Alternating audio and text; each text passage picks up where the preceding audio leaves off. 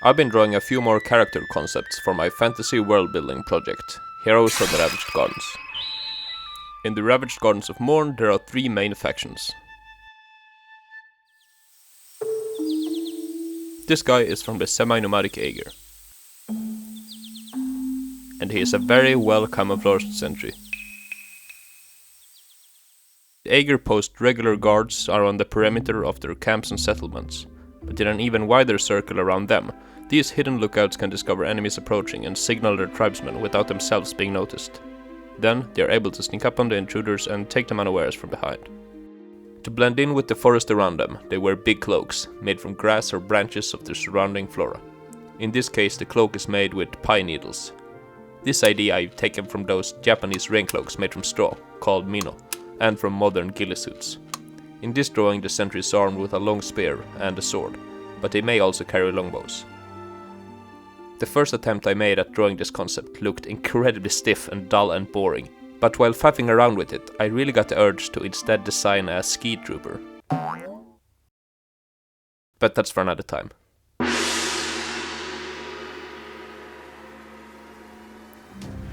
Today's Emnic concept is one I will explore further in an upcoming video on the magic system of Heroes of the Ravaged Gardens. This is a kind of mage knight, called a Sacrificati. Sacrificatory, blood magic, used to temporarily enhance speed and strength, is a magic new to Morne, brought here 30 years ago from and to the Emnic unknown island realm. The Sacrificati armor is often strongly influenced by the culture of that place, but remade with Emnic methods and materials.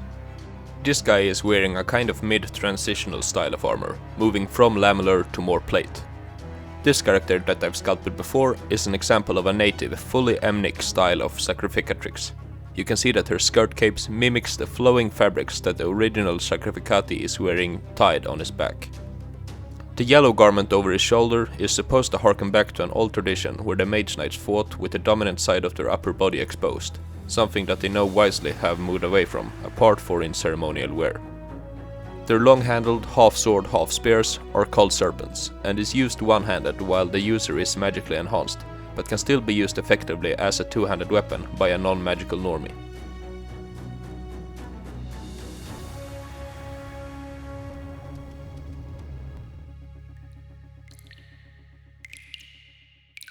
Lastly, this is a Golokain. The Maraki'ani word kain is a catch-all term for warrior, and is translated to guard, knight, soldier, you name it. You might remember the Karakain, the mountain guard from this video, and he also called the Sacrificati Ilukain, meaning blood knights. Golokain then means cave guard. I tried to merge a modern cave exploration look with climbing gear and bulky aviator pants, with the Renaissance armor of the Maraki'ani in a believable way. He is also carrying an oil lamp model of the real-world mining lamps, sometimes called rooster lamps.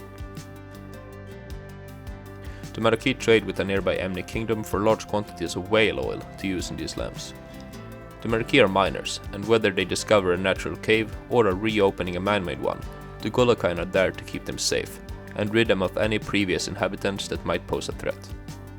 Giant bats, snakes, lizards, manticores, antlions and bears are their most common enemies. But the myths also tells of the Oros, the rowfolk, strange humanoid creatures that lurks in the dark, luring gullible miners away to be caught, enslaved, or eaten. But that too is a story for another time.